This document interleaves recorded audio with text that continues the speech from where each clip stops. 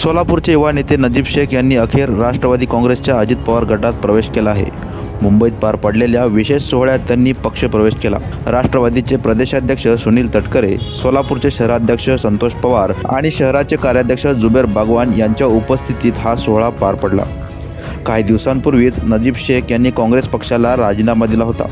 त्यानंतर ते पुढे कोणत्या पक्षात सहभागी होणार याबाबत राजकीय वर्तुळात चर्चा सुरू होती। राष्ट्रवादी अजित पवार गटासह शिवसेना शिंदे गटाकडून त्यांना प्रवेशाची ऑफर मिळाल्याचं त्यांच्या निकटवर्तीयांनी सांगितलं होतं। अखेर त्यांनी अजित पवार यांच्या नेतृत्वावर विश्वास दाखवत राष्ट्रवादीत प्रवेश केला। प्रवेशानंतर बोलताना नजीब शेख म्हणाले की अजित पवार यांची विकासाभिमुख भूमिका, निर्णयक्षम नेतृत्व आणि लोकांसाठी झटण्याची वृत्ती पाहून मी राष्ट्रवादीत प्रवेश केला आहे। राज्याला त्यांच्यासारखा कर्तबगार नेता लाभला असून त्यांच्या नेतृत्वाखाली आम्ही लोकहिताचे काम करणार आहोत, अशी भावना त्यांनी यावेळी व्यक्त केली। सोलापूरमधील मुस्लिम समाजात आणि युवकांमध्ये प्रभाव असलेल्या नजीब शेख यांच्या प्रवेशामुळे राष्ट्रवादी अजित पवार गटाला स्थानिक राजकारणात नवं बळ मिळेल, असे राजकीय जाणकारांचं म्हणणं आहे।